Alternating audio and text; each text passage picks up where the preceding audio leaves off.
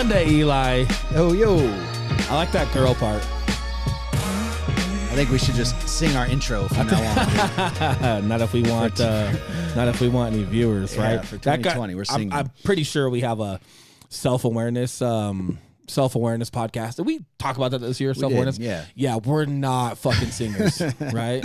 Not that anyone would want to listen to something like that, but See, 2020's new year, bro. I want to say last episode of the decade, which technically is true, but it's not like we've been doing this for 10 years, so that sounds super false. Right. So it's the last podcast of the year for us.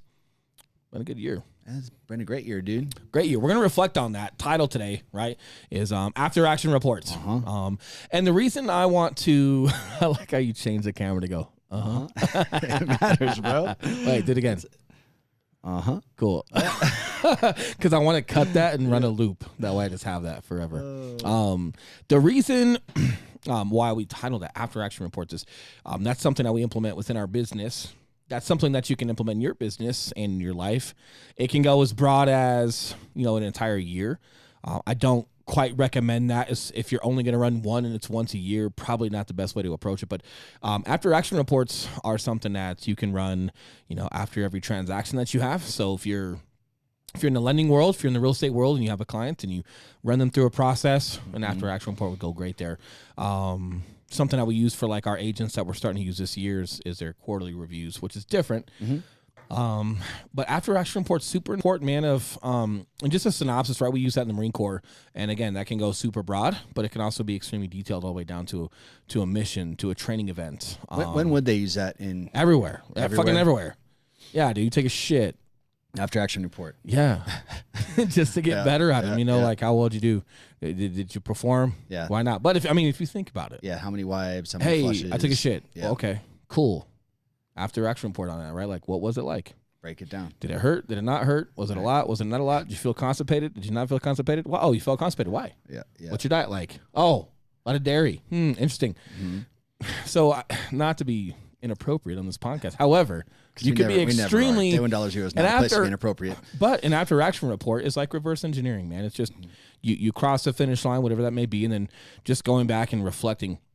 It's not anything that's like, it's not rocket science. It's that everyone gets so caught up in their day-to-day routine or whatever they're getting involved in, they forget to do that. And it's not just after a negative thing or after a positive thing. It's after everything. It's not called a negative report. Nope. Right. It's called an after action report. So after you've taken action, it's a report reflecting back on that. So I think, the reason why we titled that, the reason why we're kind of talking like that today, and we're not going to go into that much detail. Obviously, we're reflecting on a year. There'll be another time where we can go into the format of the type of after action report that I use and what I choose to put on there, because the content and what you're looking at on an after action report matters big time, right? So, but with that being said, I thought it would be fun to title it that and then just kind of reflect on this year and just go over, man. Just go over like the team, just what did we do this year, right? So we've got our team.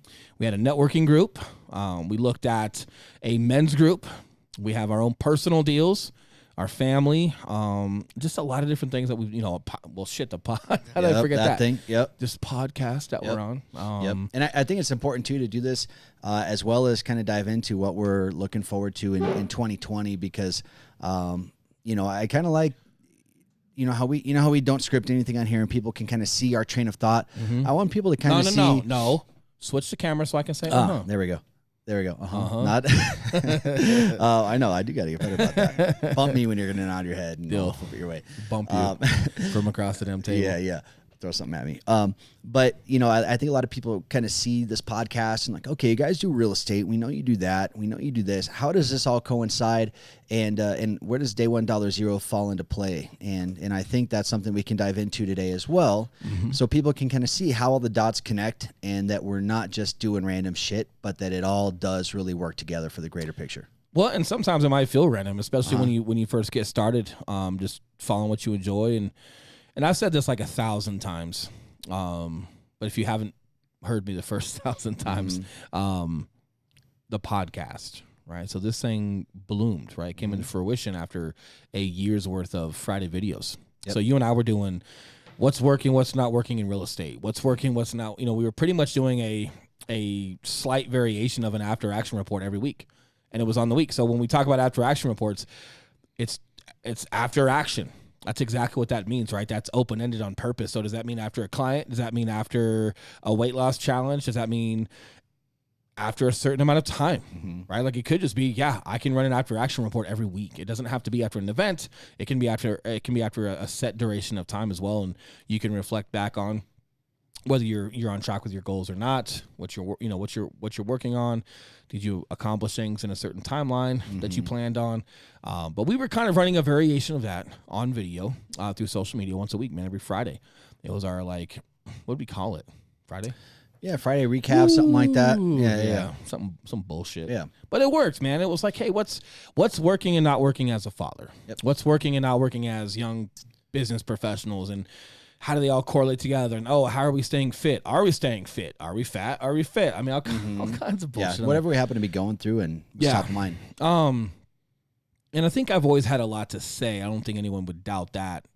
But I wanted to make sure, like in business, even before you and I started doing our videos, I wanted to make sure that everything I thought would work in corporate America actually worked, right? Like I didn't want to just come from my environment from the Marine Corps and police work and just have all of these ideologies and then be just that, right? I wanted to make sure that they all worked. And I wasn't sure when I was going to start running my mouth or trying to lead people and give direction and teach. But I knew just by knowing myself that I tend to gravitate toward leadership at a certain point in everything that I do. Well, and I'll say right there, from what I've heard and my experience with you, you tend to be pulled into leadership as well.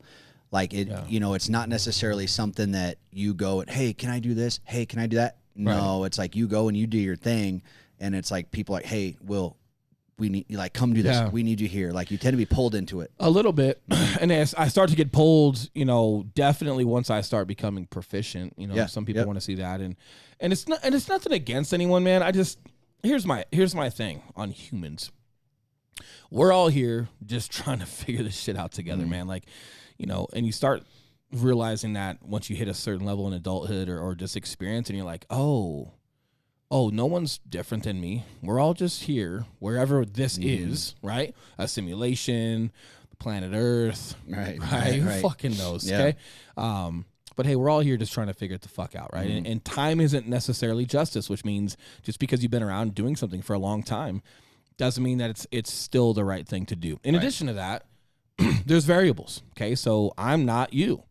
I might be a little different or unique or whatever word you want to put it. All I know is I'm not typically like everyone else. So for me, man, like I have to find out what works for me. And it's not that I don't listen to anyone. I'll take a little bit from here and a little bit from there, but I've got a little bit of my own intuition kind of blended in there, and I just want to go out there and put the work toward, hey, what's working for me? Like, and ironically, within real estate, there's been a shift. Everything okay on your end?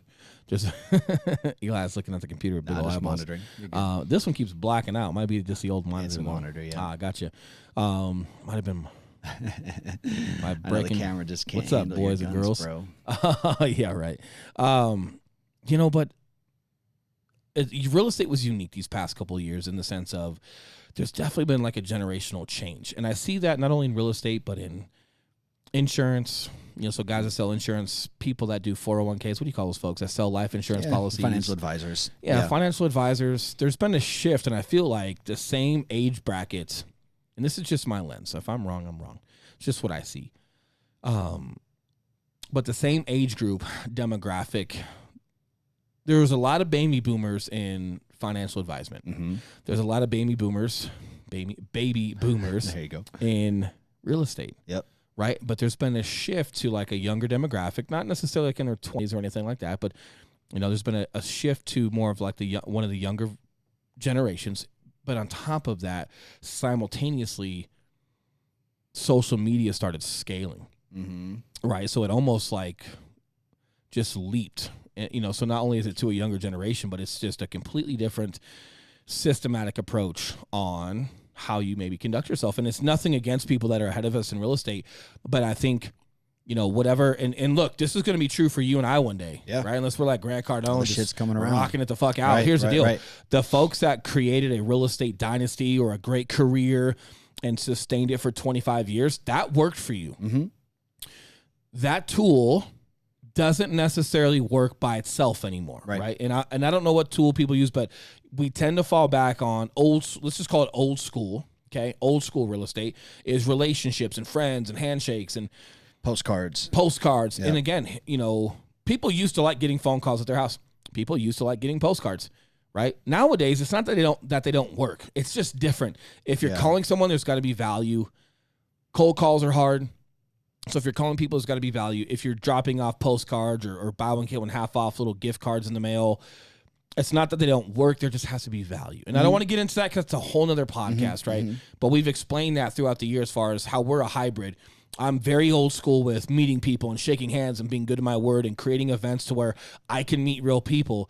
But I'm also an advocate of social media platforms and getting people I meet in person onto my social media and getting people on my social media that I've never met in real person so I can meet them and shake their hand. So I like the hybrid approach. I think they both validate themselves, right?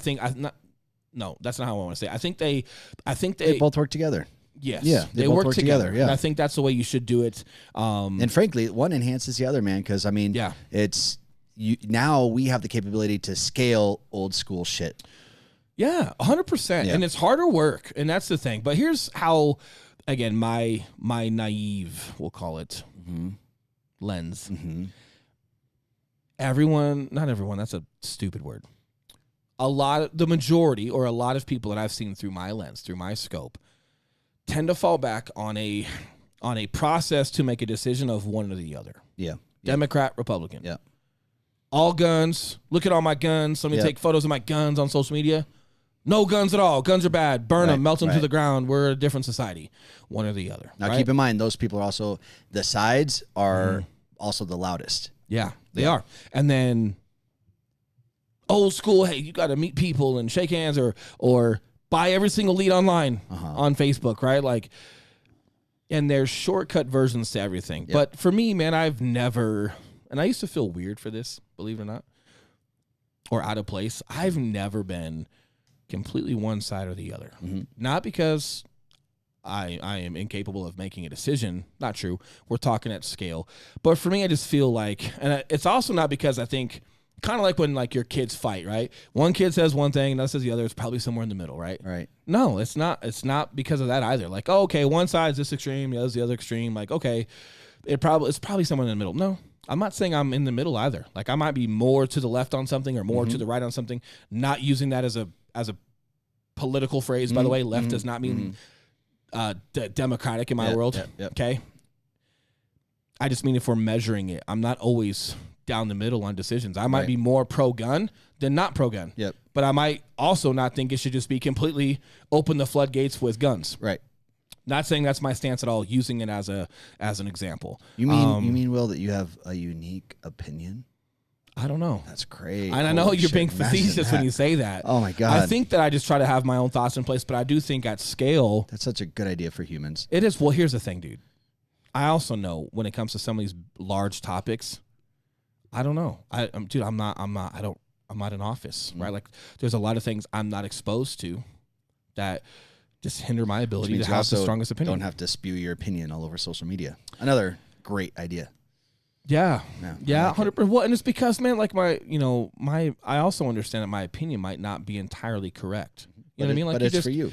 It's for me. Yeah. And I've got to run my life and my family and my world and do what I can. And these are big topics I'm using as examples. I'm not trying to make these hot topics to have a discussion on, just as examples. But in our world, it's like and I'm using these as an example because I think it's just human behavior, right? All guns, no guns. Republican, Democratic, like Ford, Chevy. Shut the fuck up. Like, goddamn it. Like, oh, you got a Dodge, huh? Yeah. Yeah. And listen, man, it's never going to be tattooed on my body. Yep. No. I really like my truck. It's awesome. And I really hope that you really like your truck. Just don't talk bad about my truck because he did nothing to you. Yep. Okay? Don't hurt my truck's feelings. Yep. He's a good boy. You know? But goddamn, like, but I'm using these large topics to kind of get a little bit of attention as in, hey, behaviors, especially when they're just subconscious and you're not really paying attention to your behaviors, they become patterns. And then it bleeds into your profession where, yeah, man, some people are thinking like people owe you leads. and they should be giving you leads, and you should be calling leads and this and that. And then other folks think that, hey, that's not a real business, that you should be building it like this. And again, I just question people's ability to make a decision or just where their thought process goes.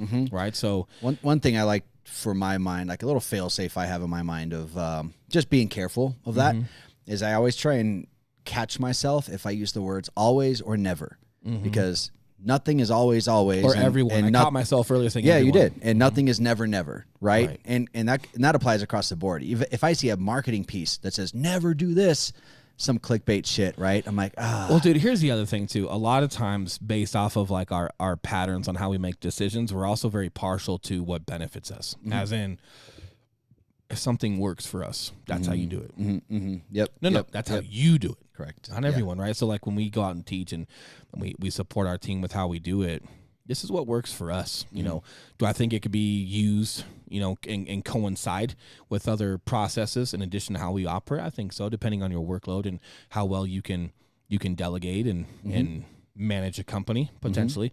But a really good example, right? Like when we're watching Bronco games. Back when like they were good. Kate doesn't watch them right now, because they're not the best, and we're also busy. But it's not fun watching the Broncos lose. I get it, right? Yeah, so sometimes you don't see them, or it's like it's like your dirty laundry, right? You don't want to look at it, right? So I feel you. But when Kate and I, when she had more time to watch the Broncos and Peyton Manning was around and we're kicking ass, if there was a penalty against the Broncos, it was like, oh, come on, bad call. Bullshit. Oh, right? Yeah. And like, call it on the other team then too. Better call on the other team, right? And it's like, you don't like that call because it's against the Broncos. So the Broncos, you're a fan of the Broncos. We're going to call that your way of doing business, right? So you don't like anything going against that. For me, with my history, man, of playing ball and just not getting that emotional, like if they lose, I got to go to work tomorrow and pay my bills. Like I don't, and I'm not starstruck. I just, not that anyone else is. I'm so happy you're like that real quick. Like, I can't stand people, dude. Like as much as you like sports, dude, you're not coming in pissed off on a Monday because of what happened the day before. Oh man, I have no tolerance for that shit, dude. Well, and again, like I'm okay with losses because I think I just shoulder losses differently. So I think I can I just have my own way of relating to players when they fail, because I've had failure in my life and some of it, we put ourselves on the table for a lot more risk than just losing a football game, which for me, I think that's just why I don't take it that serious. And you have your own identity. Yeah. Your identity is not the Broncos. Your identity is not guns. Your identity is not this. No. You're never going to get me to post my guns on social media. Yeah. Man, I'm not against it because that would be me. These guns right here. Oh, they're getting better. I'm getting leaner, so they're showing better. He is. Because they had a hard time showing before. Well, they weren't as chiseled. No, man, but I just, that's not my style. Concealed carry and concealed weapons. That's what I got right here. I got concealed carry. You got guns. They're just not loaded. Not loaded. They're loaded. They're just concealed. No, they're not. Yeah, I'm telling concealed. You. Back off my soapbox, right? I just don't choose to, man. I just, but again, they're not recreation. And this is where I've had to get better, not to get off topic here, but I'm not a big advocate of showing my weapons, man. But weapons are something different for me, right? Those were tools to protect our country and to take life. They're not recreational. And to this day, as much as I've shot in the Marine Corps, I've had several people want to go to the range, and it's just not that for me. And it's not that I don't go to the range. I might go to the range. You guys never know about it. I might go lay and do my thing and train, and it might be the middle of the fucking night. You never know. Nor do I need anyone to know how well I sharpen my craft. Yep. But it's a tool that's going to help me protect my family or protect someone else if I'm out somewhere. Correct? Yep. Like, so for me to say showing your weapons online, like, what the fuck? Don't be a fucking D-bag. Like, well, no, now I'm kind of a D-bag for placing my opinion onto someone else, because the way I see weaponry is just different than how everyone else sees it. And just because I see it one way doesn't mean that you can't see yours recreationally and go to the range and be super proactive and enjoy it. So I have to keep my opinion out of it. But something I would do to Kate, getting back to the football reference, is like if they made a call against the Broncos, sometimes like as I'm watching, I would think out loud. I'm like, it's a good call. She's like, what the hell? Fucking Scooby-Doo me, you know? Yeah. And But it's the same thing like in the workplace or with your method of sales or your method of how you approach physical fitness and like, like, oh, CrossFitters. Like, listen, dude, you're not Jesus of fitness. If you like the gym and you like traditional training, cool. Clearly, there are some CrossFitters that are in extremely good shape. So there's got to be some, you can't just do 100 snatches for time. I don't like it either, okay? I know there's some science that's like, yeah, it's not recommended. Okay, fine. But there's other workouts in CrossFit that are not just that. Okay, and there's also a bunch of bro stuff in the gym that's stupid. But guys do it, and it shouldn't just single out an entire ideology of how to work out. But we tend to fall back on just criticizing either what we don't know or criticizing what we think doesn't work for us, and it's different. And this is where, and that's fine. I think a lot of that's just human instinct. Welcome to racism. Welcome to humanity. Just protecting yourself against whatever. I don't agree with it at all, obviously, right? But in business, this is where, and this is why this year it's resonating a lot when people are like, hey, don't be emotional about business. When we first think that, and when I first thought that statement, don't be emotional about business, that was like, don't get mad at people. If someone screws you over, don't get mad. If you give someone business, but they don't give business to you in return, don't get mad. I'm thinking of it like that, right? But that also bleeds into when we say don't get emotional about business, it's across the board, as in don't be so sheltered and don't prevent yourself from being open-minded to different approaches with business. And like, I don't mean just like go try a bunch of stuff and be good at nothing. No, you might have your emphasis. Like Eli and I are very good at referral-based, building our sphere, our outbound, throwing events, meeting people in person and building that. That doesn't mean, however, that we can't scale and go online and create some training or, the public speaking that we got going on. We're going to talk about that here in a bit. There's going to be a different approach to that. A lot of that is going to be online, and there's going to be some paid social media campaigns. And where we're talking, I'm sure that company is paying to boost that event to get people to show up. So does that go against what we're doing? Like, yeah, right. But is it appropriate for us to bash it just because it's not us? No. And, and maybe we just haven't hit that phase. But when we talk about don't be emotional about business, it goes beyond just, hey, don't show someone you get angry. Hey, don't get angry. If someone fucks you over, don't get it. Like, no. Like, it shouldn't just be that. It's also just ideological of like different ways to approach business. And the way you and I grew real estate in Denver, it worked. Does that mean that same tool now has to work when we scale ourselves nationwide? No, there's a different tool for everything. Well, you got to look at what's the best application, right? It's kind of like, it's like MMA, dude. Like if you want to be complete, eventually, like of course you're going to start off with a style, right?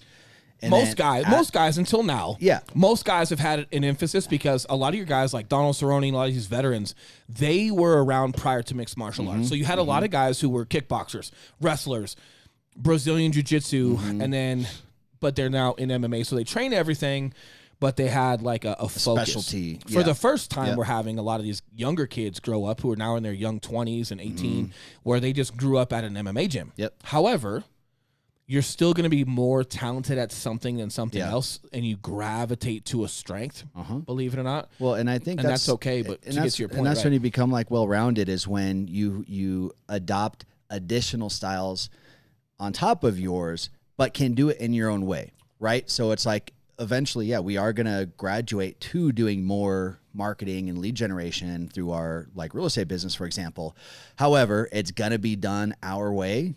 To people that already know us and or have done business with us or the team, and it's not going to be just what everyone is out there preaching. Well, and there's an ebb and flow to everything, right? So there's going to be a lot of people. So for those of you that don't know, we've got some live events, some live speaking events that we're getting asked to go speak to. I guess I'm getting asked to go speak to, and you're my partner in crime that gets to go to help out and talk business to business and kind of show people what we're all about. But there was an up and flow for everything, and there's a tool for everything. So remember, like, speaking of UFC, remember, like, the Conor McGregor, Nate Diaz fight, the first one? Yep. Nate Diaz was all about standing and banging. Yep. So they did. And then Conor starts kind of getting beat up for a bit, right? And then Conor tries to, like, buy himself a little bit of time because he's stunned, and he tries to shoot on Nate, and Nate's like, all right, cool, I'm going to tap you out. Yep. There's an up and flow. Like, the fight gravitated to somewhere. Like, it's just preventing yourself from being so hard-headed that you can't apply different tools, right? Like, hey, cool, so I'm going to go down there and tap him out. Like, I beat him up, now he wants to go here. I'm going to go there. There's an ebb and flow to business, and now we're getting to a point where we can scale and bring some of our business as far as the teaching and some consulting, like nationwide. Understand that's different than just the Denver metro area. That's different than just people on your whole different game on your Facebook. and you don't have the ability to shake everyone's hands. Right. So in order to Right. scale and in order for people to start getting, and there's other companies involved. So the people that are sponsoring, like in New York, January 23rd, we'll be posting about that pretty soon. That's a live event in New York, right? Well, that company, they've got a huge network out there, and they're already promoting it, and my face is on it, and I'm not touching it, right? Like I'll do my own promotion on this level, but at scale, it's going to be out there. But to be against that, right? It's just, excuse me, bad etiquette there. You just got to understand, like, there's a tool for everything. And your one tool that you master is merely one tool in your tool belt. So as you're moving into 2020, if you've mastered something or if you've gotten to a significant level and you've applied a tool that's worked really well for you, hey, use that and continue to sharpen that tool. However, now's the time to grow and start putting more tools on your tool belt. Yeah, absolutely. Right? You can't just have a hammer on your tool and change that perspective too. Like I look at it kind of like, when you're in the game, when you're in business, it's like you have that first person view, like you're in Call of Duty, right? And then these after action reports are like that overhead view. If you can disassociate, right, from being like in it. No. Give you that overhead view. You're saying that wrong. How's that? All right. Okay. No, sorry, go ahead. not No, to be rude. I'm curious. Go ahead. So that's a bird's eye view. Right. Okay, so that's like that overhead. Right. But an after action report is not in real time. So if you were, it's afterward. It's afterward. Right. It's afterward. And an after action report is not necessarily a bird's eye view. Okay.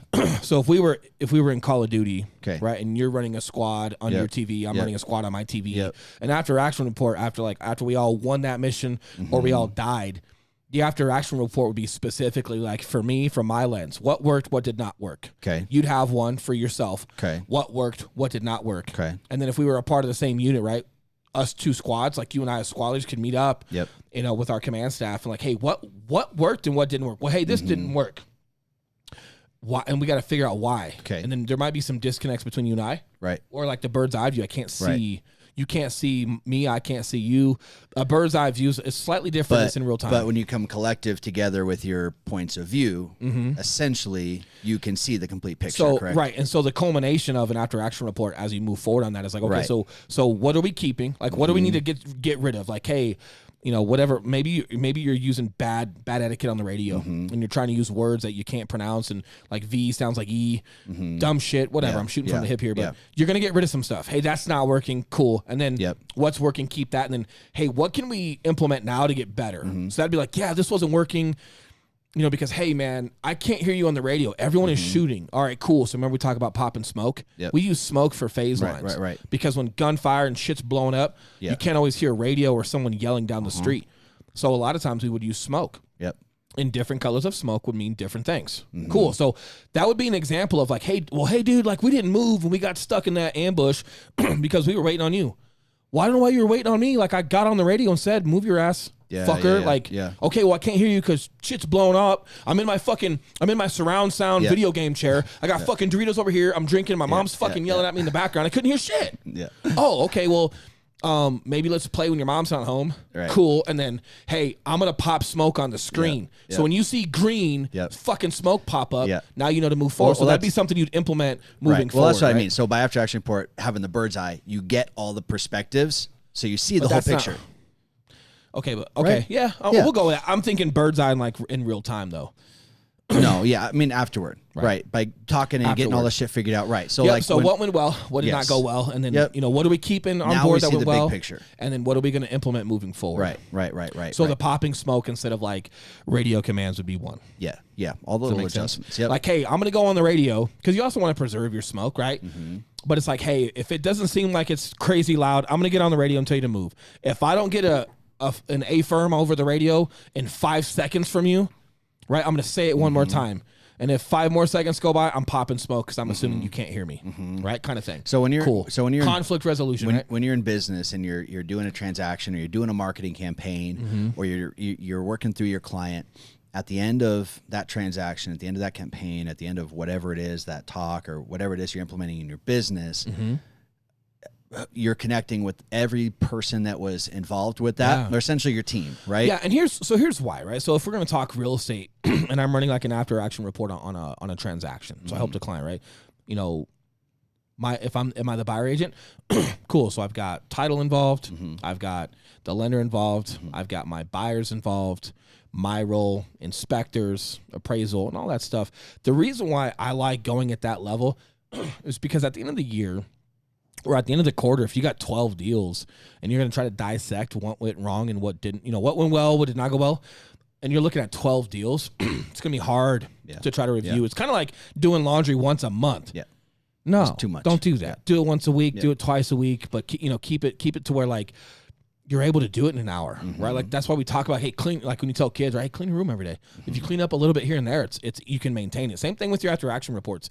If you're doing them as often as possible without getting like the analysis by paralysis, right? But as long as you're doing that, like after every transaction and diving into it, what's nice is at the end of the month or at the end of a quarter, you can dive back into your after action reports and you can look at a pattern. Like, hey, where's the pattern? Like, am I missing something? Because I'm still not growing. Or, hey, my communication with lenders still suck. Like, go back and look at patterns. Now, the ideology is after one or two, after action reports, and you're seeing like what's working, what's not working. Like, okay, what's not working and why? What's working and why? You're troubleshooting things so quickly. You don't allow yourself to subconsciously go off on a tangent or on a bad habit and not recognize it. Now, here's where I think a critical piece of that is taking responsibility and ownership for shit that went wrong, because what's going to happen is your ego is going to get in the way and you're going to say, oh, well, this deal didn't go well because a lender did this, or, oh, the listing agent did that. Your after action report is going to be shit and pointless if you're blaming other people, right? Well, yes. And here's why, the lender didn't communicate. Okay. And after action for that lender should be coming from that lender's boss, or that lender just running one on itself. Or do you need to be more proactive on communicating with that lender? Maybe. What I'm getting at is the reason why your after action report has to be oriented around you is because that's the only thing you can control is yourself. Correct. Is your own behavior. If you're going to have an after action report and it's pointing fingers everywhere, cool. So if you got 5 fingers pointing at a lender, an inspector, okay, cool. So now step 2 would be, you need to go to that lender and run an after action report on that lender and tell him where he fucked up. And then he's probably going to slam the door in your face because he has no idea why you're showing up and has no idea what an after action report is. And he's like, fuck off, right? So what I'm getting at here is like, if you're going to point those fingers, then the next step to that would be go give everyone an after action report on where they could have done better, because you know it all. So go tell them, right? Asshole. Yep. Or just like, hey, where can I get better? Not because I'm, it's okay to have an ego. It's okay to have a chip on your shoulder, whatever it may be. But just understand an after action report has to be centered around you, because that's what you control. Now, it's okay if you've got like a lender that you regularly use that you really enjoy. It's okay to like get with him and go, hey, man, like, how do you feel about that last transaction with Jeff and Tiffany? Totally okay. I had a couple of disconnects. It could have been my fault. Hey, let's grab some coffee, man. Yep. So part of your conflict resolution on that after action report is like, okay, what went wrong? What went well? What are we going to implement next time? What are we going to do moving forward? And part of that, what are we doing moving forward? If that lender's an anchor for you, like we have a couple friends, we got 2 primarily that we do a lot of lending with. Hey, I want those relationships to work. So part of my, conflict resolution after that after action report, right, is I've got to go reach out and I've got to go explain that and go, hey, was it me?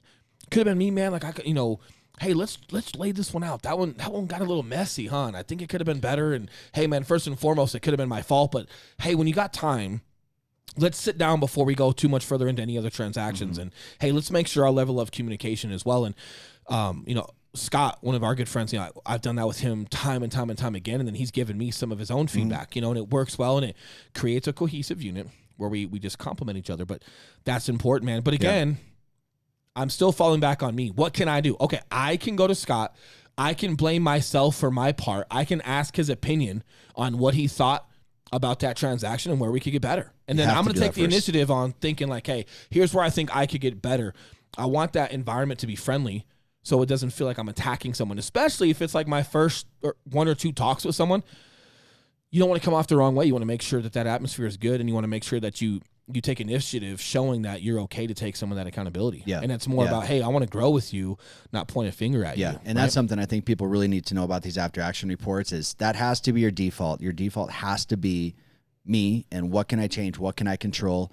And you've just got to find a way to like Will said, just take ownership for any and all aspects of that you can. Right. And ownership might be getting rid of someone. Like if this is your third after action report and you're still complaining about a lender, listen, what went well? What did not go well? What are we going to keep and move forward with and implement? Right. And then what new things are we going to implement? Yep. What are we going to get rid of? Yep. Hey, getting rid of something might be like, hey man, so I'm not working with that lender anymore. Period. Period. And you might save yourself a lot of stress. But again, it's just really good, man. It's really good. And what I love about those after action reports is this isn't national data. It's not some boss's data. Right. It's not what your friends are doing. It's like, hey, what's working and not working for me? Yep. And how can I get better? And then where are my patterns? And when I mean patterns, not just patterns of failure and like looking back on that to make sure that you stay in the right direction and you don't fail too hard, but also what's working.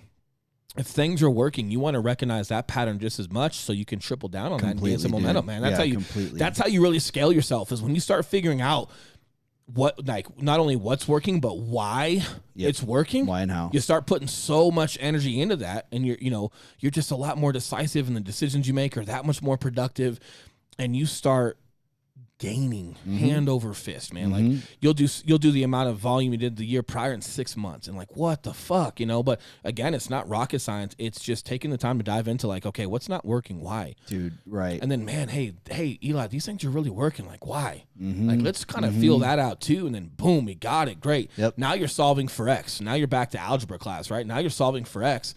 Once you have that equation down, boom.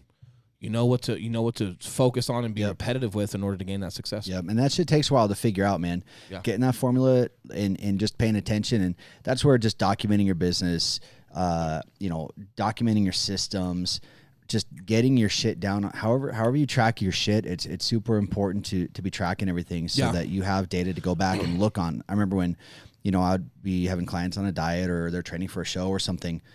If they weren't tracking their food, you don't know what to adjust. You don't know if they need to burn more calories. You don't know if they need to eat less calories. You don't know if they need more fat, more carbs, more protein. You don't know. You're literally guessing on any change that you're making. I go deeper than that. You have to track everything.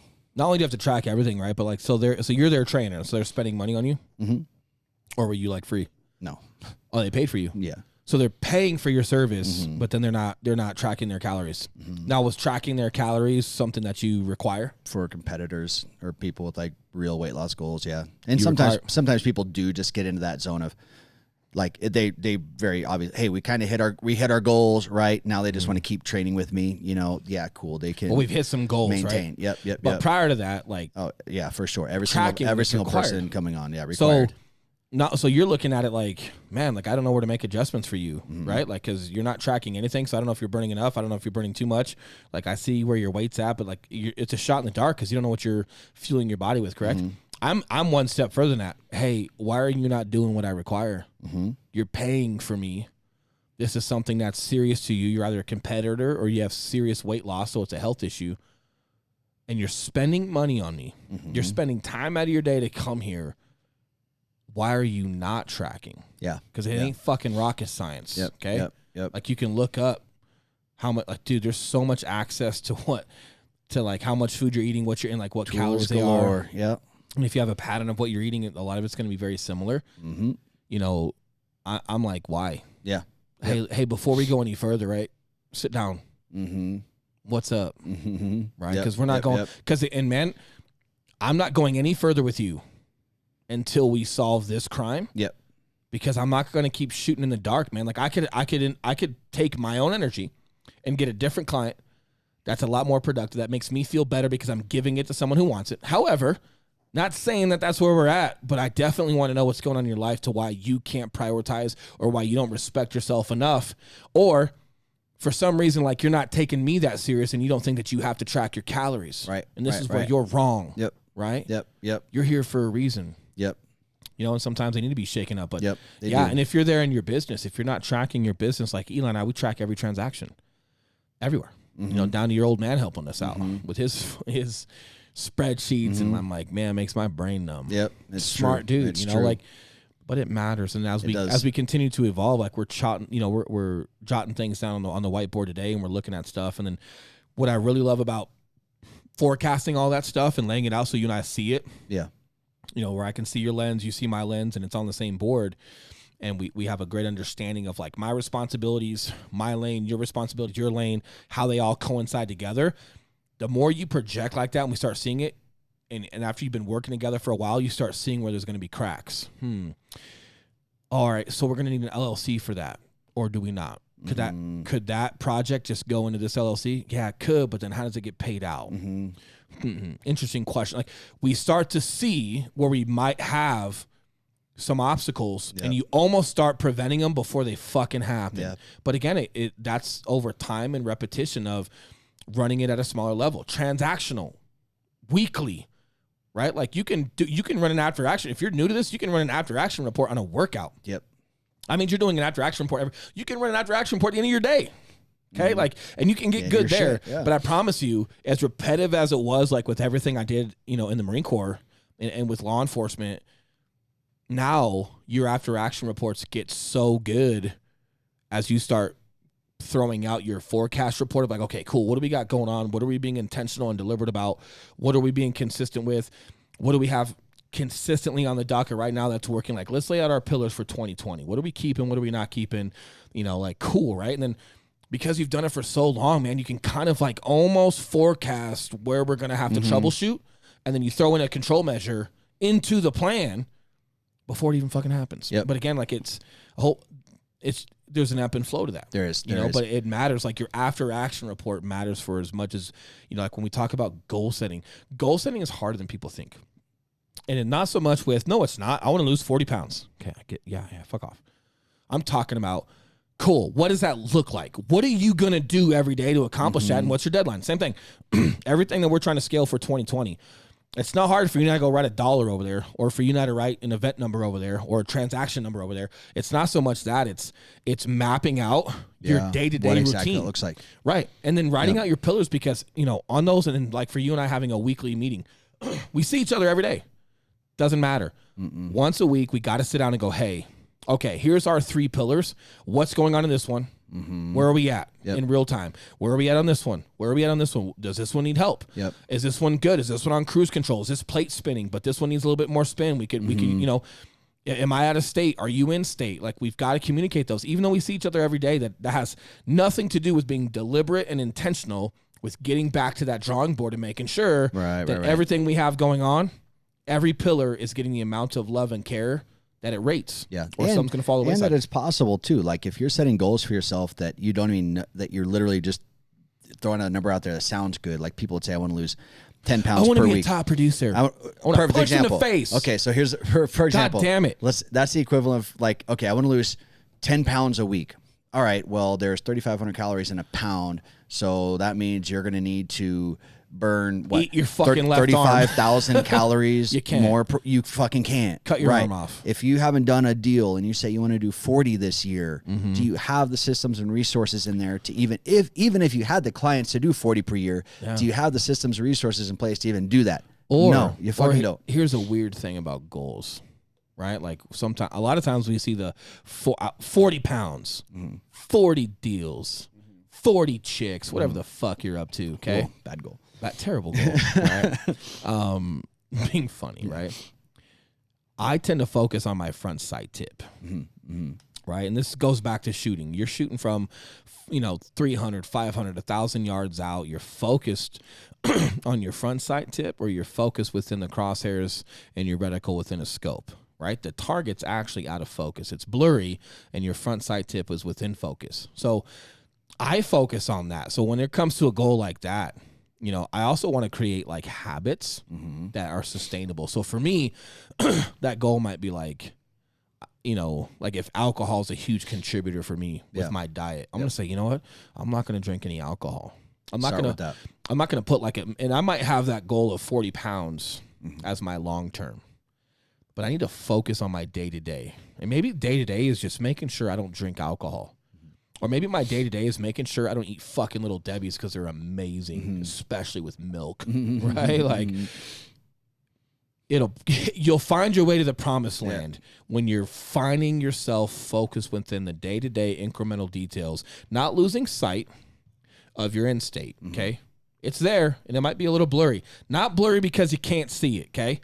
It's blurry because you're focused on your front side tip. I can see my target. Don't get it twisted. I see my target. It's slightly out of focus because the tip I'm using to shoot you with is in focus, which means your long-term goal, right? Your overall goal, it's slightly blurry because your day-to-day, right, activity and focus is your front sight tip. Making sure that, hey, look, if I've done if I reverse engineered this correctly, right? Like, okay, how many beers do I drink? Dude, I drink 4 beers a night. Damn, that's 2,000 calories, whatever it is, right? Interesting. Okay, but if I just focus on not drinking alcohol, did I just cut my diet, my daily intake by 2,000? Right. Man, what does that look like over time? 40 pounds. Yep. See what I'm getting at? Like, you know what I like about focus on your daily incremental, because just focusing and making sure that you don't get complacent and that you're hitting your daily routines and your daily commitments. Listen, you're going to end up where you want.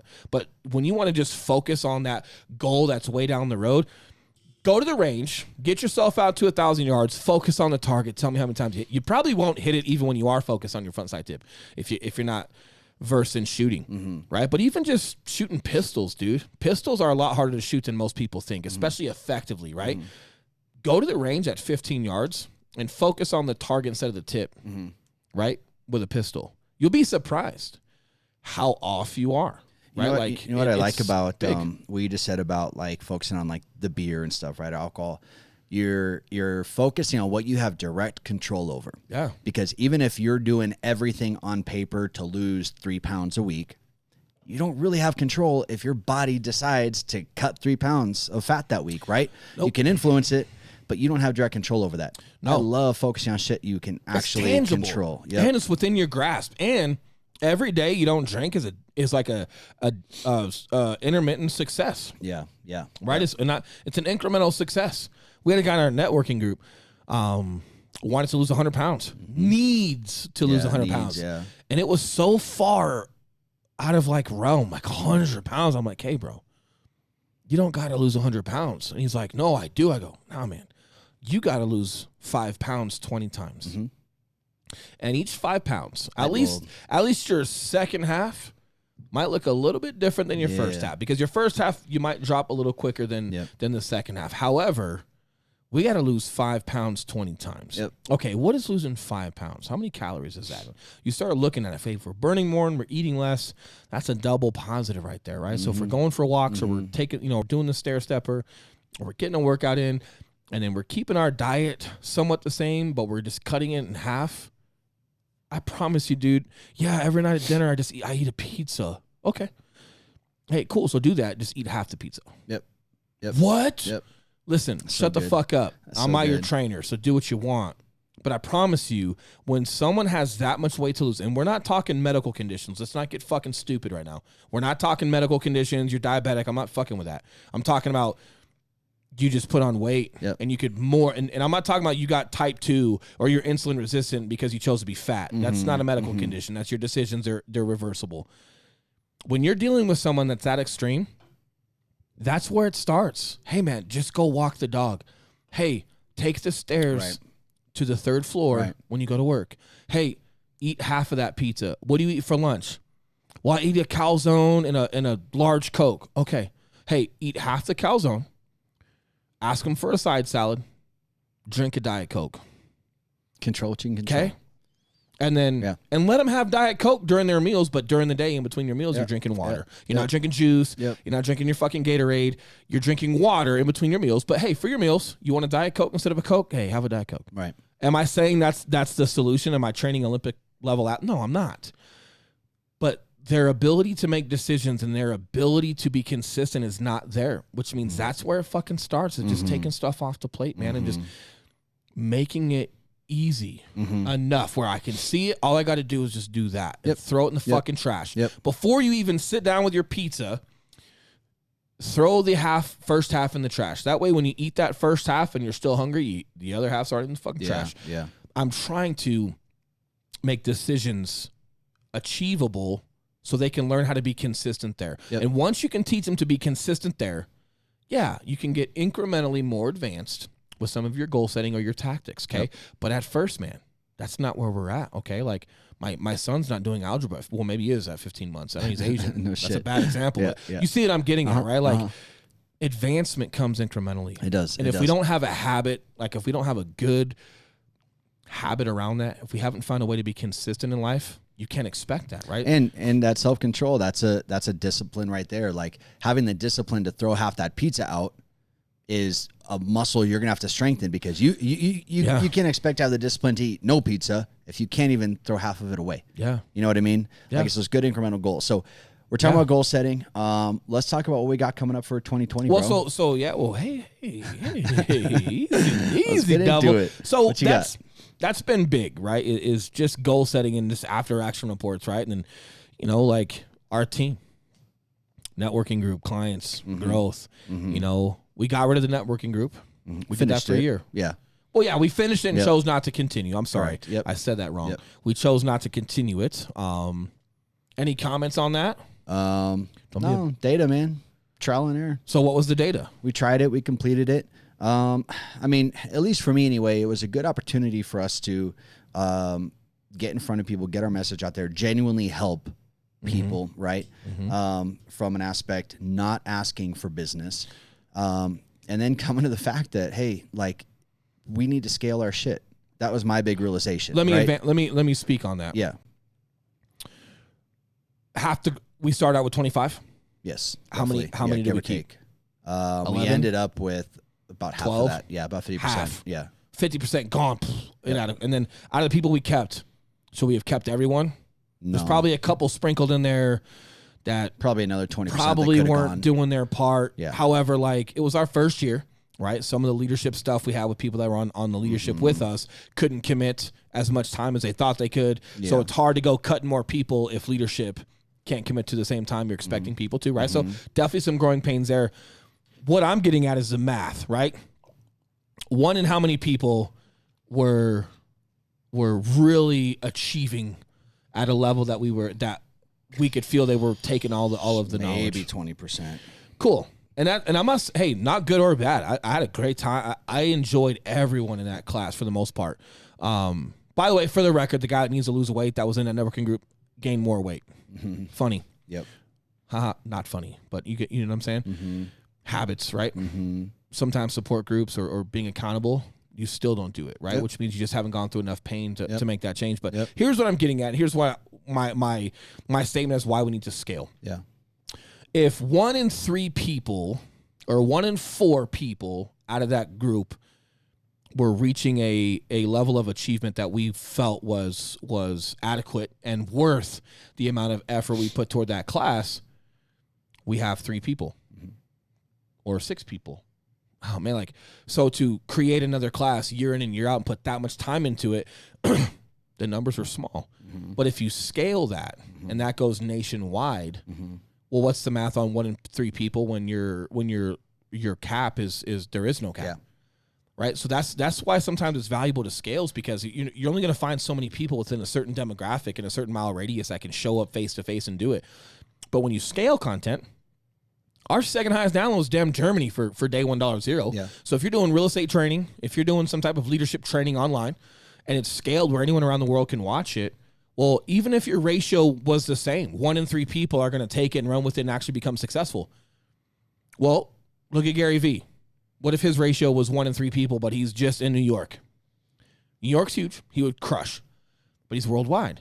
So even if his ratio stays the same, but instead of reaching 3 million people, he reaches 300 million people, how many more people are successful? Yeah, well, 1 in 3. exactly. 1 in 3, but that's within 300 million, not 3 million. So it's the same thing, man. I think, scale, and also just convenience. Like, there are people that really want to make changes, that really want to take content. I'm one of them. I can listen to content and I can take things from people and run with it. I don't need a babysitter every week. I don't need a babysitter every day. But content that people have put out there before, oh man, it's been valuable and I run with it. So I'm assuming, man, like, there's people like me that are out there that maybe I can help with, because what we're doing is in direct relation to what they're trying to achieve, and we're still on that level where we're obtainable and we're tangible to them. They can feel where we're at, and it helps them stay within line. But I would much rather scale that. So even if our ratio is still 1 in 3 people that are moving that needle forward, well, man, if we're reaching 500,000 people instead of 500 people, that's different, right? And that 80-20 rule is to be expected too. So I think as you're growing something and building something, you can't expect 100% of people to buy into your shit. The 80-20 principle is going to apply across the board. And for me, that group was a great opportunity to do some market research, man. Before we go and start running our mouths to the public and scaling something, hey, let's see if there's a demand for it locally. Let's see how it works locally. Well, not even just that, man. Not even just seeing if it works locally, but just making sure that we can put the time and energy and effort into it. Like, for example, right? Like, and this is huge for us, being able to say no. We've said a yes to a lot of stuff, and we've initiated a lot of stuff for ourselves to just get our message out there and within the scope of what we think we can speak to. And I had a couple conversations with some gentlemen toward the fourth quarter, and got contacted a little bit about men's groups, right? Because sometimes I joke about those. I'm like, it's just a bunch of like, not all of them. Let me just be specific. And you know, I'm not out. A lot of what I'm going to say right now is also just me being a smartass or being funny. It's not to completely be taken serious, but I do think that some of these men's groups are just patting each other on the ass and telling each other how good and cool they are, and they're not exactly challenging it.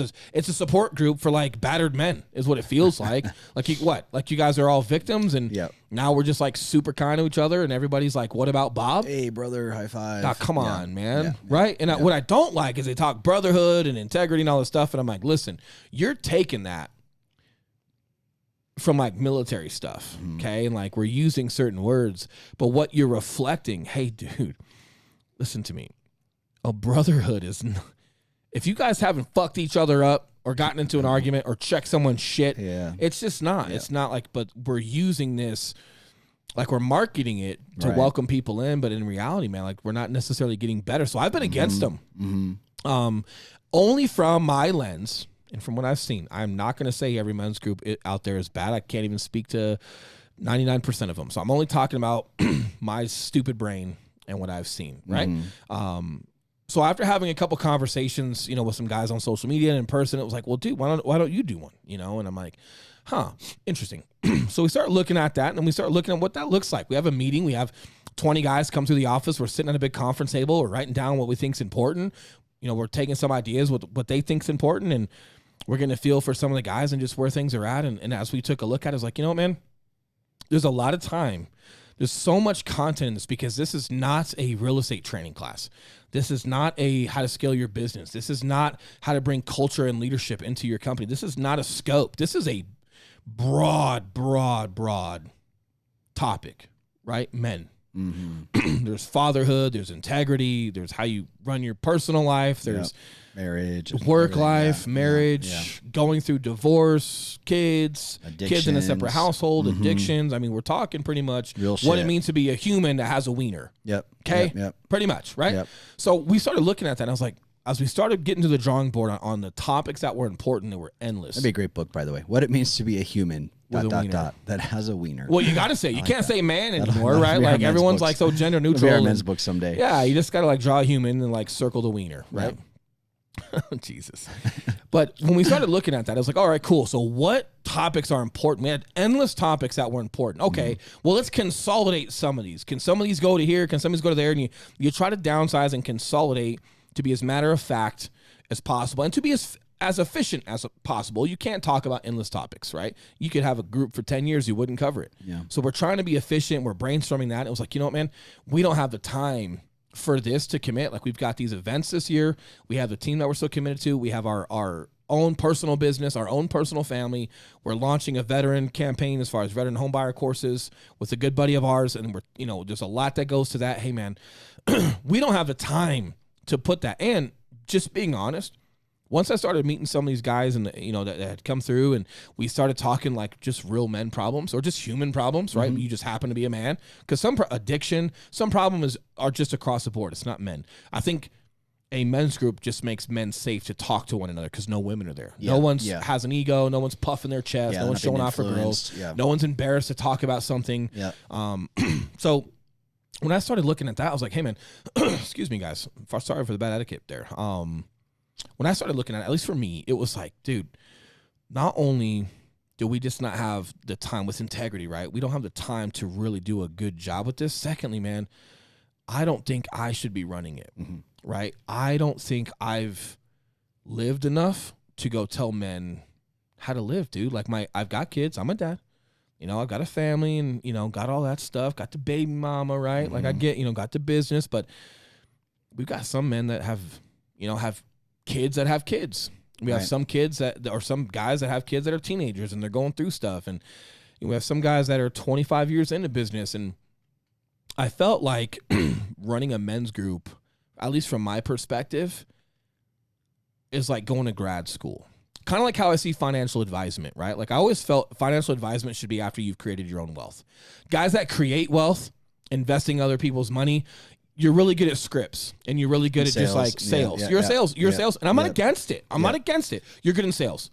But how I envision financial advisement is someone that's created their own wealth. Either they invested in their own 401ks, their own life insurances, their own stock markets, their own real estates. They did their own shit, and then they went and taught what made them wealthy. Not, I'm broke, I'm going to go create my wealth around Which is the majority of financial advisors. It is. Nothing against you guys. There's a lot of badasses out there. Motherfuckers. Yeah. However, now, and again, dude. Same in real estate, too. Same in real estate. Now, listen to me. I'm not saying that that's wrong for a guy to just be super witty. And you know what? Maybe you just get it. Maybe you haven't created your wealth, but you just get it. Yeah. Kind of like a football coach that maybe never played football, but he just gets it. And your company does have good products. So I'm not right. So I'm not bad talking anybody that creates their wealth. I'm just saying for me and for what I'm comfortable with, I can't go do that unless I've done it on my own. Right. I see men's group the same way. Yeah. Hey, I haven't lived as much life as I need to for myself to feel comfortable leading men, not just with leadership, not just with growing your business or culture, but we're talking just being a man, right? Like I feel like, hey, maybe there's some 20-year-olds that just want to do that. Hey, that's not for me. In order for me to lead something, I got to feel good about what I'm doing, and I have to feel that I've accomplished enough as a man to be prepared to speak to as much as possible. And if I can't speak to something, have a resource that can speak to it. I'm just not there. I think me in my 40s, like mid 40s, I might be there. Well, and that comes from doing countless after action reports with yourself and self-awareness and understanding where you're at in certain places and that things take time. And just wisdom. And dude, I'm still opinionated. I'm opinionated. I have, and it's okay to be opinionated, not when you're leading, because if you're giving people guidance and everything you say is weighted with your opinion to it, it's bias. Yep. Right? Like that's exactly right. I want to be a man that can create thinkers at all levels. And I feel like I do that in real estate. I feel like I do that with leadership when we're leading people, but there's not so much emotion to that. There's more tactics with pegging people. Are they a Care Bear? Do they have a chip on their shoulder? Are they insecure? Do I need to kick him in the ass to, or do I need to pull them back to slow them down? Like it's more about pegging people and then just applying the right tactics within leadership and coming from a good place. But when people are asking you questions about life, man, and being a father and just certain things that some of these guys are going through, and some of the shit I see them do on social media, I don't like it. Yeah. But look, dude, it's not my fucking business. I don't need to like what you're doing. However, I don't need to like what you're doing. However, I also need to be in a place where I don't hold that against you. And if you ask me for advice, I don't give you opinionated advice. That's not appropriate, man. And I'm still in a place where I think I'm a little bit opinionated in the sense that I don't think my advice would be pure to creating a thinker. It would be somewhat circumstantial to what I think you're projecting on social media or to people. And what I'm perceiving might not be what your intention is, but I got to be able to look through that and give you advice that I can stand by, or not even just advice, but creating thinkers. But if I've got a presumption of what I think you are, I'm already wrong when I'm giving you advice, and I can't do that. So we said no to Weenie Camp. You said that, Weenie Camp. Did I ever say that? Did I ever call it Weenie Camp? I mean, not here. Oh, I did. Oh, I'm famous. Not today. I should drive the Oscar Mayer Wiener truck around to all the fucking Weenie Camps. So what I'm getting at with that is I think something that we're taking into 2020 as much as we were growing in different stuff is just understanding like self-awareness on a whole new level. And just don't believe your own bullshit. Yeah. Like we have a lot of really great things going on. And as much as like we get some hype from people and we get some encouragement from people, I don't drink my own Kool-Aid. I still need to go, hey, like don't start believing in your own bullshit to the point where you start leading men's groups and doing shit that's out of your scope. Because if you get out of your scope and out of where you should be. That's where you're vulnerable. That's where you're giving wrong advice. And that's where you get your fucking shit called. And I don't want to be in that place because I know better, right? I've had enough experience in life to know I don't need to be there. I should know, like where my flow state is, what I can speak to and what I can't. Yeah, have confidence in your lane. That's something that I struggle big time with, is actually being in my lane, but not drinking my Kool-Aid in that lane, right? I think there does come a time to where you do need to buy into your, it's not bullshit at that point. You do need to know that you know your shit, right? You got it. Yep. But then when you are out of your lane, just understand that that's okay if you don't know, like if you don't drink your Kool-Aid there, you have time and you don't need to be like that in every area. And just understand what you're learning, right? Like, do you and I have $100 million company? No. Does that mean that we won't one day? No. We might. Right. But we're not going to act like it right now. Well, no. And here's what I'm getting at is, as much as we're leading, we're still learning. Okay. So there's a lot of things that we lead. There's a lot of things that I'll speak to and I'll lead right now. There's a lot of things that we're learning right now. And that's okay. It's okay to have those. Just make sure that you don't start believing your own bullshit so much to where you start trying to lead what you're learning. And now you're just regurgitating somebody else's material. Okay. And that's inappropriate, right? Like, you speak to what you can and what you've performed and what you're proficient at. So if you and I are learning business right now and our next level is earning a certain revenue, total revenue between all of our companies, right? Cool. Go learn that. Just don't go out regurgitating what you've been learning as a leader and then masking yourself as this leader because you're not going to be prepared for follow-up questions, man. You're not going to be, you don't have the intuition. You don't have certain skill sets at that level to handle that actual process. And dude, the real people can see right through it, man. Real people can have one conversation with you and they can tell if you're full of shit or not. Yeah. Like if you ask me about marijuana, unless you're asking me what you're getting arrested for, I don't have a fucking clue. Right. But again, it's okay. Like, it's okay to be in your lane. It's okay to lead at a level that you're proficient at. And for me, I just don't think I've man, and I still want to go out and do, man. Like, I don't necessarily want a men's group. Like, I feel like I still want to be a quarterback. Yeah, we need more experience. You start leading a men's group, and they come from all walks of life and all different professions. You're like a front office guy, man. You're like John Elway trying to lead the Broncos as a general manager, right? You want to go and live more. You want to play more. I want to play quarterback. Like, I want to go travel and do these talks, and I want to go absorb and live more life and experience more. So I have more to give one day when I want to hang it up and maybe be a little bit more local and lead something like that. And I also want the integrity behind. I think that I've lived enough to try to go speak to that. But for me, I'm just not there. So just a huge point for us moving into 2020 was just being very decisive in being eager to lead and conquering all that and going out and having the audacity to stand on the stage and teach someone something, but still being humble enough in the sense of keeping it within the scope you can speak to, period. Right. So that's big for me, is keeping that self-awareness and then just being okay to say no. That was a huge one. Good and bad. So we've been talking about, the network. We talked about networking group, team, clients, growth, good and bad. What was good this year? What was bad this year? Dude, without going into specifics, and we can if we want. There's just a lot. There's just a lot. But I think for me, it's always having a baseline of, like, I'll use our relationship and our businesses together. Always having a baseline of, we're good. We're in business together. We're married. I don't want that ever to be a concern, right?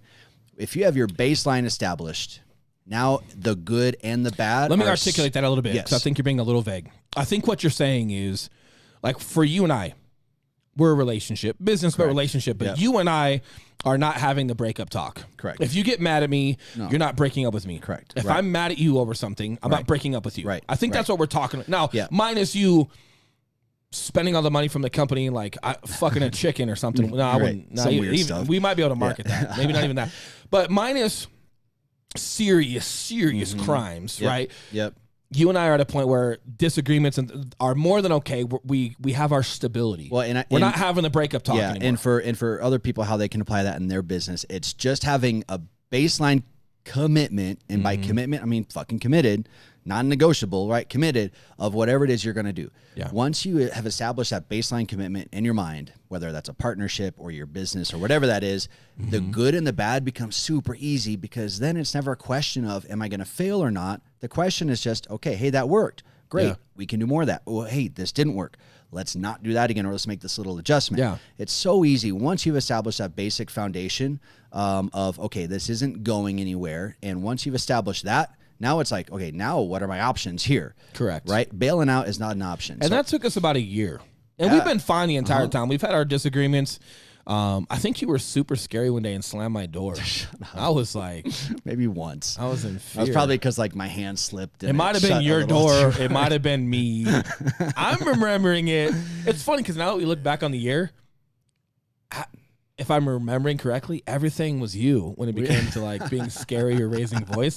I always remembered it was you. I'm sure they can all imagine that. You should have, I don't know. Yeah, I'm sure everyone's on my side right now. But I think for you and I, we hit a really good flow state about a year in because just got like neither one of us were like that scared of one another. And I think the trust had been built to like, hey, you're not going to fuck something up so bad we are removed from business. I'm not going to fuck something up so bad that I sacrifice our careers. And once we knew like we both had integrity and morals and just a code of conduct to our industry. Yep. It just naturally got safer and our arguments just weren't that big of a deal. Yeah. And we just got better at communicating. But I think I want to say, like right around that year is when we really started hitting a good flow state with that. But to me, like, and let's say your goal, is to lose 50 pounds this year. As long as, man, thank you. I'm bad on that camera today. You're welcome. Let's say your goal is to lose 50 pounds this year. Like, you just have to have that mindset of, okay, like, I'm not going to stop trying. Yeah. Right. And then the weeks where you don't lose any weight are so much easier when you don't think about bailing. That's not an option. It didn't work this week. Let's make some adjustments and move forward, right? That's my big takeaway from this year is just having that solid foundation, man. That's huge. That's huge, man. And I think it's great. I think for me, I've reintegrated I've integrated myself. I guess because I started in civilian world, right? I've reintegrated myself, back into society, into civilian world, and just gain a good perspective on just people's different experiences, standards, just different leverage points, how to articulate something, and just how to be a little bit more productive within business, and just sharpening some of my tools. That's been big for me, and I think for 2020, for me, it's just identity. Like now that you and I have some stride, now that we've got some attention in a good way, I think it's just making sure that we are very clear on our identity.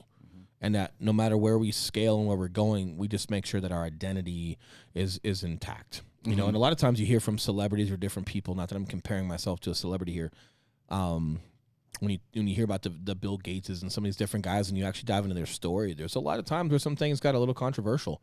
And a lot of times a lot of people were not agreeing with what they chose to take a stand for, what they chose to do, and you never know those outsiders, what their motives were, why they wanted Bill Gates to do something else instead of this. But you just got to stay true to yourself and true to your identity. And I think for you and I, because there's two people involved, it's not just me, it's just making sure that, hey, what does that look like, man? Like, hey, cool, online real estate training and public talks and leadership and all this, cool. But like, why? And then just, hey, what does that look like? Like, who are we? And what are we trying to make a stance on? And how does that look to us? And then just making sure that we don't become a gimmick, and that's my biggest thing is just not becoming a pitch. Still being a guy that people can resonate to. I think is important for me. So identity is huge, man. And just scaling. Yeah. I think 2020 for us, because now we're starting to step outside of real estate, and what I mean by that is not just doing transaction to transaction, but the team is established, but you and I go speaking about real estate or speaking about leadership. We're starting to expand our business outside of just doing transactions, right? So we're starting to work on our business, not in our business, right? That first year, you and I were very much in our business of just doing transactions, and we were living transaction to transaction every day and grinding that. But we had to, because we had to prove that whatever model we think works, like, let's make that work and let's grind it. And then we started teaching that to the team. And then, hey, this past 6 months, because we started our team halfway through a year. So this past 6 months, they've hit a really good stride, and they've really picked up on what we've been teaching them for the last year, right? In the first 6 months, it was very training heavy, very correcting stuff heavy. Yeah. The second 6 months was a lot more productive. Even the last 3 months has been even more productive, because they're starting to hit their stride, right? So now we're stepping out one level further, and we're starting to scale that nationwide. But just making sure that we still learn, like, as much as we're leading. And what that looks like too for us, specifically talking about real estate, and this is something important for you guys, like as you start growing, as you start expanding, tightening your bolts, tightening your systems. Like we've dove in a lot into our systems because we know that we're going to be having our focus in other places. So what does that mean? That means our systems have to be triple what they were. Correct. So that our systems are even tighter than when we were just focused purely on just straight transactional real estate. So 100%. Yeah, so that means, guys, like, again, just documenting your shit, getting systems built out, automating the things that you can automate, but not losing the personal touch. Well, and just making sure that you're proficient before you automate something. Yeah, man. Or Yeah. you're proficient before you delegate something, right? Yep. So if you're going to delegate something to an assistant or to a different employee or whatever that looks like for you, if you're not proficient at it yourself, you're not going to be able to go back and check in and be that leader. But systems are huge, man. Like, look, very simplistically, right? Like, you can't be home twice a day to water your yard. But you can put a timer on. Yep. You can have a sprinkler system, and you don't need to be home now, right? Like, you've got a timer, and like that system turns them on and off twice a day for you, and it's all good. You don't have to be home. It's the same thing with systems, man. Like, if there's things that can be automated, like now you can't automate the stove turning on to cook your fucking food, right? Right. Okay, so some things can be automated. Yep. Some things cannot.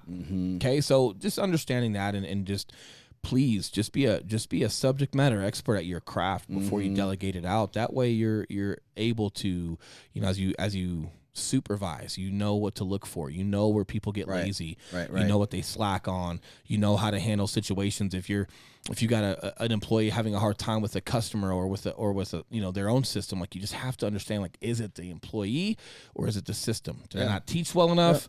Are they just not fit for the job? Like, but if you're not proficient at this yourself, you don't know the difficulties of that system. You don't know how hard clients can be or what time of year it is. You don't have the experience to necessarily speak to it, which means you're shooting in the dark. And that may mean taking a year and diving into your systems before moving on to something else. Well, look, dude, or longer, right? It's like something that, like as much as we've grown so quickly, hitting the top 1%, that was cool and all this stuff. But when it comes to like leadership and culture and small unit leadership and just stuff that we've implemented with our team, look, man, I hate to say it, but I've been doing that for 15 years, I don't want to stay on a high horse and let people think that, we launched this thing and we're at where we're at. I mean, shit, man, we hit the top 1% 7 or 8 months in. Phenomenal. But it just wouldn't be fair if we allowed people to think that that's it. No, man, like you have a history that contributed to it. I have a history that contributed to it. We got really good at working together and being dynamic, and that led to a great year, great first year as a team. Right. It wasn't starting fresh. Yep. Not you know what I mean? Like, and I don't want to have and that's what I'm talking about. So when we scale this year and we're doing all this stuff, what I just said right there, dude, like that's so important because I don't want to. We could very easily market that, okay, and that could be a pitch, and we could use that for a hook, and we could get fucking real fancy with that, but it's smoke and mirrors, and that's one of the problems within real estate that we don't like in the damn first place is all this woot about training out there and all these smoke and mirrors, and you don't even know where to go or who's doing what or who trains on what and if it's actually good or if it's not, and then they just want numbers there so they can gain transactions. Like, I would hate for us to be misleading about that and not contribute our past. We both know there's no such thing as 6-minute abs, man. No, dude. Yeah, there's not. Fucking wish though, right? And I know people are like, well, yeah, you wish there was 6 minutes, but then you didn't put the work in to get them. I'm like, fuck that. When it comes to abs, fuck that. I don't need your life theory on abs. Fuck you. If I could have 6 minute, I'd take it. Yeah. Everything else, give me the hard life lessons. But don't exist. But no, man, just being honest and transparent, and I think people respect that. Yeah. And as you climb, don't be afraid to be where you're at. If you guys go back to my Instagram, I was driving Lyft. Okay, when I left that fitness company and I'm sleeping in a pantry, I'm driving Lyft, and I did that on purpose, man. I did that Instagram page on purpose because one, I didn't have one. I was running the fitness company's Instagram, had no interest in my own, started my own, and just said, hey, I'm starting something new. Here's what I'm doing, and I'm not going to wait till I'm successful. I'm going to start it right now. So here's what I'm doing. Here's what starting over looks like. I'm sleeping in a fucking pantry, and I'm driving Lyft at night to provide a little bit for my daughter, and I'm studying during the day, and I'm, in the morning, I'm getting my workout in. Here's what this looks like. And I just kept doing it, man. That was a couple of years ago, and now here we are. But one, putting that on blast makes me accountable. But secondly, it just made me honest, man. I knew from the get-go, hey, when this becomes something that's substantial, and we're still not even close to where we want to be, but I just always wanted to be honest about it and just document, man. And it's fun when I see friends that have been on my social media for a while, and we help them buy a house or or we just meet up for coffee, and then people are like, hey, dude, so like I was talking to my boy Chuck. I was over at his house after the gym, a couple weeks ago. He's like, dude, so proud of you. He's like, dude, I remember when you, oh man, what a bummer. I remember this. What's that? He was like, hey man, you're crushing, dude. Like, just proud of you, man. And I was like, and he's just a guy I know from the gym, good friend of mine. He's really cool dude, man. Got a couple daughters and little girls, and so we relate on the dad side, and really nice wife. And I'm over there hanging after the gym, and he's like, man, you're just crushing it. I'm proud of you, man. Not that many people actually do it. And I was like, yeah. And he goes, dude, you know what I got on my Facebook today? And I was like, no. He's like, showed me this memory. I was like, oh, dude, that's cool. He's like, yeah, but you know what I remember about this day? He's like, dude, that's the day you sold me one of your rifles for gas money. Holy shit. Damn. Yeah, bro. Yeah. And I was about to cry. Yeah. And I was like, oh, bro, don't hit me in the feels. He's like, you want to buy it back? I was like, no, I'm good. And, but he's like, yeah, man, He's remember. like, I really need gas money. Dude, I sold him out. I sold him a rifle and a pistol Yeah. for gas money. Damn. Like I had to have money in my account to make sure I could get around and do real estate. But it's cool because like a guy that I respect was just like, hey man, proud of you. Like, dude, did you realize 17 months ago you sold me this rifle for gas money? Dude. Yeah. Yeah, because he was trying to negotiate like $100 or something. And I was like, look, dude, I'm gonna be honest with you. This is gas money. I'm not trying to. Hey, this is what it's worth. Like, could you go get it cheaper somewhere else? I don't know, man. I know that I take care of weapons very well. Yeah. It's a great gun.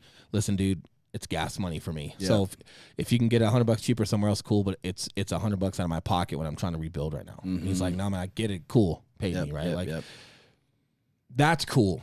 And for me, that means something. Especially like in the Marine Corps, man. Like when you get respected by your peers, you earn your shit, and that's it. And if you don't, people don't like you, man, and they know better. And you, dude, like I don't want a fucking trophy when I know I was the only one in the goddamn class. Yeah. You know what I mean? Like, what the fuck does that trophy mean? Oh, like a weight class or like a class in competition. Yeah, any class. Yeah. Like, I ain't going to put that goddamn trophy anywhere. You know how many people would put that trophy on social media? Yeah. Like, no. But a lot of people doubt themselves to the point to like where they don't want to put on blast what they're doing this year because if they fail, now they got to show everybody they failed. Well, that's exactly why you should put it on then. So then maybe you'll stick to it. Maybe you're going to learn something about yourself. Maybe just not quitting might make you a lot more successful. But for me, that was just hearing, hey man, I'm proud of you. Like, he's just a guy from the gym, but I respect him. He works super hard. He works so hard, dude, for his kids. So when he said that to me, like, yeah, man, like I like that. But that's exactly why I did it. So no matter where you and I go or however big we get, hey, look, man, fortunately for you and I, when this whole thing started, social media already existed. Some of these guys that are 25 years in, like Ed Milet, there was no social media when he started. As much as he would probably love to document everything he did, the first 30 years in business, the fucking internet wasn't even around, right? So he's reviewing a lot and you miss some. You're untangible. Ed Milet's, Grant Cardone's, dude, I don't even know how to relate to those guys, man. I like them, dude. I like them for who they are, and they're balling out of control, and they got their planes, and that's so cool, man. Ed Milet's boat on the lake in Montana, like, fuck you, bro. It's baller, right? But they're so far ahead. It's like out of touch, man. It's like outer space. Versus guys like you and I and guys that are ahead of us, they're still on planet Earth. I would much rather watch guys grow from the ground up and just see how they document it. So no matter where they go, we were kind of along for the ride with them, man. I just think it's more honest, and that's where the integrity lies with being a Marine and just doing it right and just being honest about what you're doing and crushing. And look, man, I've also had my lumps too, and I've had to get better, and I got to check myself with certain things, and then that's not fun. But then just having the ability to go, hey, you know what? That was wrong. That wasn't appropriate. Fix it.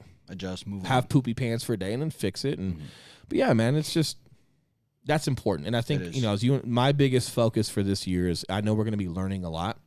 And sometimes when you're new to an environment, you lose some of your senses, right? So when you're in when I'm in the Marine Corps, right? Like I'm locked on with my leadership and it's working. I'm in my flow state, and then I go learn real estate, or then I go work as a cop. Like when you're focused on learning, sometimes you drop your guard with some things that you're really good at.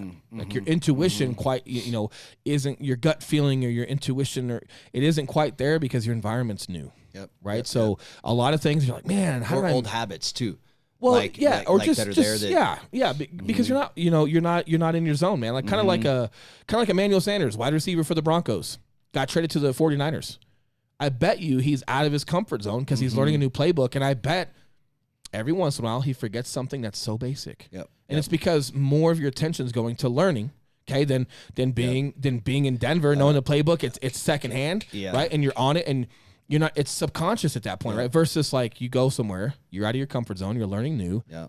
All of a sudden, you're like, oh shit, I forgot. Oh fuck, I forgot to do this. Like, how did I forget to tie my shoe? Yep. Who doesn't tie their shoe? It's like something basic. a boxer that now has to defend takedowns. Yeah. And he starts dropping his right hand when Starts he's throwing dropping his his hand. jab and shit. And you're like, wow, I never dropped my hand. Right. Yeah, but you're so focused on protecting and protecting from the takedown that you're getting lazy with your hand and you don't even notice it. It's now that's true in business. So the biggest thing that I want to forecast, right, is like, okay, I know we're going to be learning a lot this year, and like, cool. And I've already felt being new before. I know that happens sometimes. So what I'm trying to keep out of everything else that could kind of falter or go to the wayside, what I don't want is like the integrity of who I am and just the honesty behind everything we've done and like how I see and how I vision the brand. That's the one thing I'm going to keep in the forefront of my thoughts that will not falter. Like I'll forget to wipe my ass this year before I forget where we come from or what we're all about. I'll let you know. Hey, Will, you smell like shit. Oh, hey, cool. Thanks, man. Appreciate that. But you know what I mean? But like, I want to be a little bit hyper focused on that because I know, man, we're going to be going into a new environment, a new chapter. And hey, man, brand integrity, who we are, what we stand for, what we're all about. The mission that we've wanted in Denver needs to be the same vision and same mission that we want to scale. We just can't lose who we are in the process. And you can't let shiny things or shiny people and super exciting endeavors get ahead of you and you start chasing a dollar or you start chasing an opportunity. You don't realize, it just might not be the best direction for you. You still have to stay true to what you are and just trust in the process of, even if you say no to a big event because it's just not for you or the people that are involved in it aren't for you, that's going to be a bummer. But if you're the right guy for the right reason, like your time will come, and you just have to trust that process. And what you don't want to do, man, is be for sale. Yeah, and I don't want to be for sale, right? So, us, not by me, I mean us, you know. And I think that's one thing I want to hyper focus on this year is just knowing, man, we're going to learn so much this year out of everything we could forget to do and be a bonehead about. That one, I don't want to forget. Yeah, absolutely. That's huge for us, man. But yeah, man. That it? Anything you didn't like about this year? No, man. No, everything was good, Don't dude. be a pussy. No, for real. Everything that we went through that was challenging or that I didn't like, per se, we worked through, we learned, we adjusted, and overcame, man.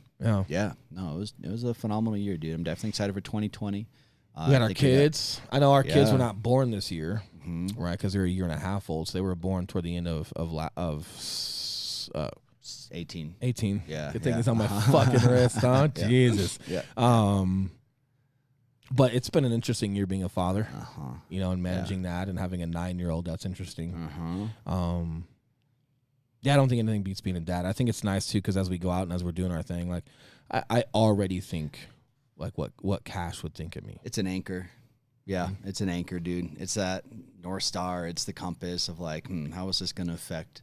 And you and I, especially like financially, right? I like where you and I are at because we've always gone from the ground up. We've always been in the dirt. So whether we're making $500,000, $1 million, $100 million, or $100,000, we're okay.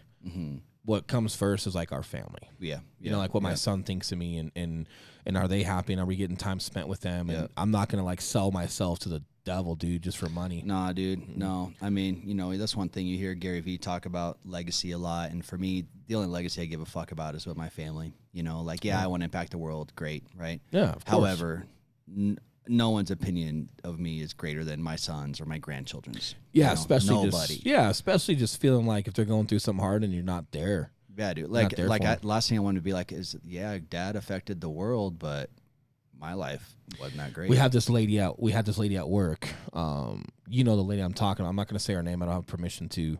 But she was like our admin lady in the office. Yep. Her and I got along really. Not the front desk lady. Yep. But the admin. I got you. Starts with a D. Yep. Her daughter was going through some stuff, and she bounced. She's like, "Hey, I'm out of here." Yep. She's still going to do like some admin stuff for some clients because she's just awesome at it, and she's got, I guess, a huge network, so she can still make money and provide. And she's married; her husband provides as well. But she's like, "Hey, because I was like bummed. I was like, oh, where are you going? Are you?" And we're in the parking lot. I was giving her a hard time a little bit, and she's like, "Hey, Will, bottom line, my daughter's going through some things right now, and she needs her mom." And I was like, fucking awesome. Yep. Awesome, man. And the more, like being a parent, right? Like you just start admiring just kick-ass parents. Yeah, And I want to be that. I don't want to lose being grounded with that. You know, and doing whatever we can to provide, but still within realm of like, man, I still need to make sure that when my kids need me, and they get that. Yeah, it's just super important. And isn't it cool, man? Like as you go through different chapters of life, you start admiring or just getting interested in different stuff. People you never thought you'd admire, but you find a way. Yeah, just something that, and it's the experience too of just going through parenthood or being in a leadership position where now you see things in other people where you're like, oh shit, you're nothing like me. I never would have found a way to connect to you before, but now that I'm in the situation, I'm like, damn, I know what you're going through and the things that you battle. And you're crushing. And they're just also it's very clear in their mind what matters most. And I think that's important, man. And I, you know, I guess since you had nothing bad this year, I had nothing bad this year, by the way. Only because you didn't. If you had something bad, I was gonna fire back at your punk ass. No, I'm kidding. But we were talking about this earlier, and I'm gonna incorporate this in some of our talks this year. But as much as we're, you know, I'll leave you with this. I guess what I'd say humbly, if my opinion or advice matters to you, and you're still listening. For New Year's, we usually talk about our goals and like what we want to accomplish, and a lot of people fall short, right? And I think sometimes what we should be focused on is our breaking point. And I was talking to you about this earlier, like when Marines are training for combat, it's super high risk, but at the same time, there's an amazing simplicity to it. Okay, like weather doesn't matter, feeling sick or tired doesn't matter, how much money in your bank account doesn't matter, what your girlfriend's doing at home doesn't matter. Like you're 3 months, 2 months from deploying, you're 2 weeks from deploying. We either train and become a cohesive, communicative team, or we die. You know, and like, hey, you know what? Even if we do everything perfect, men could die. But if we mess it up, men could really die. And you don't want that on your hands. You don't want to have yourself not come home or someone else not come home because of you, right? So as high risk as it is, it's very simple. We're going to do all we can every single day to train. And we're training scared. You're scared of what could happen, you know, but it's so simplistic. It's one of the most basic forms you can imagine, because literally, man, just nothing else matters more than that, right? And the ability to lead in those environments, or the ability to be led in those environments, are incredible. Something here, especially like first world America, we have junk food, we can call in sick, we have vacation days, sick days, beds, weekends, warm showers, super nice beds. Like we have a lot of opportunity to be complacent and fail on ourselves, and we have a lot of people around ourselves that are going to make it okay if we do fail on ourselves. Your friends, they see you fail your goals, they're still your friends. Not that they shouldn't be your friends, but they're also not calling you out. But what if you not hitting your goals got someone killed? Like your goal of being proficient in being prepared for combat. What if you weren't prepared, and then that lack of preparedness got somebody hurt or killed, or yourself, and then you don't come home to your own family? Because those are also goals, to be the most proficient Marine you can. Right. We think about those things, right? Like what if, right? Well, that's where my mind goes. And I don't say that everyone's mind should go there. I get it. Everyone's experiences are different. But what I will say is that was our breaking point. Imagining another Marine passing away because of you. It's hard enough just imagining a Marine passing away, but passing away because of you, that's unbearable, right? So what you got to get to is your breaking point of, you know, how tired of you are of being overweight. How tired of being obese are you? How tired have you become of not being taken serious? Like maybe you've been a mom for 9 years and your kids are in school now and you have the ability to have a full-time job and you want to be taken serious. Do you? And even though you've crushed being a mom, like you have no adult friends, and you know when you talk about business, people laugh at you or giggle, or your husband rolls his eyes at you because he doesn't take you serious. How bad does that hurt? And does it hurt so bad that you're just going to crawl into a hole, or are you going to just cowboy up, right, and just and knock it out of the park? Like how? And use that. Like what? Right. And I think a lot of people, because life is so comfortable, it hinders us from actually seeing that our breaking point is very close, or we've actually been at our breaking point for 3 years and we haven't even recognized it because of the comforts around us. You know what I mean? Like if you have super nice drywall and paint, and pictures on the wall and nice furniture, you can't see the rot behind that drywall. Yep. But then when you actually start going through it, you're like, oh, we got mold issues. Are you masking that with your wine every night, with whatever? Well, it could be habits, or it could just be the fluff of a husband or a wife taking care of you, friends giving you excuses for why you haven't hit your goals, and preoccupying yourself with going to kid events and not waking up early enough to take care of yourself. Buying stretching jeans and stuff. Yeah, but the point is, man, it's not only ourselves, but it's our surroundings, because people around us are also not hitting our goals. They're not hitting their goals, right? So who are they to say something to you? What they're going to do is comfort you. And then we get into this super, super, super condensed form of comfort. And then we look back when Will's big old mouth opens up and we go, fuck, man, like I've been at my breaking point for 3 years. I just haven't seen it. Yep. Well, I think but before you get into goals, sometimes understanding either, like, so for Marines, prior to deployment, you're not at your breaking point. Your breaking point could be what happens or what unfolds if you deploy, correct? If you deploy into a war zone. So your breaking point hasn't happened, but you feel it in training because you know you're going, right? Okay. So it hasn't happened yet, okay? Or maybe something terrible happens and you never want that to happen again. It's twofold. Yeah. So same thing in society. You could be the person, that's looking at your goals and you kind of foresee that breaking point and you never want that to happen. Or you got cheated on. You're there. Your wife cheated on you and broke up with you because of your dad bod and your lack of ability to make a decision and be assertive and be a man. And I'm shooting from the hip here. Don't take any offense to this, whatever I'm saying. I'm using examples, but maybe you and you're like, I never want that to happen again. You've got to really dive into what your breaking point could be and how hard you want to work at preventing that, or what your breaking point is and has become a reality, and what are you willing to do to work your way out of that? And how can you tap into that, right? And when that resonates, and when you think of that every day, look, man, you're going to be a lot more successful once you identify that breaking point versus looking at these fucking goals without any root. You know what I mean? Super important. So I'll leave you with that on today. That's an upcoming podcast right there. It will be. Yeah. We're gonna have a good year this year. Yeah. We've got a lot of cool podcasts we want to do and some guests we want to have on. But I think that's relevant. I think before you guys, I'm not against. I know a lot of people, again, they're either super for New Year's goals or, oh, you should be able to set a goal the very day you think of it. It shouldn't take New Year's. Look, asshole. If people use New Year's to get motivated, who the fuck are you to tell them not to use New Year's? Yeah. I don't agree with it or disagree with it. Yeah. I'm about, hey, be you. But what you do have to have is a systematic approach on how you want to. So if something motivates you, New Year's, or just the fact that you don't do New Year goals, you do, well, I thought of it last night, I'm starting tomorrow. Cool. That motivated you? Cool. Okay.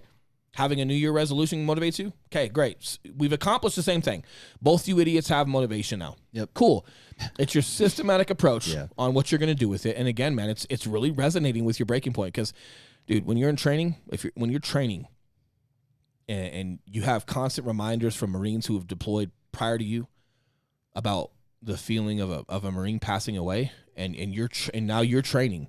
Listen, man, you're not tired, and if you are tired, you keep going. Yep. Because that thought's there. Yep. Okay, even though it hasn't happened to you, it's there because the thought of that even being a reality, you don't ever want to go down that path. Okay, so whether something's happened to you or not, finding that breaking point that you can resonate with every single day, it's going to prevent you from not making it to the gym, not eating the junk food, not being tired when you're supposed to be working, not watching fucking TV all night versus working on your side gig that you want to be your full-time gig because you're an entrepreneur, right?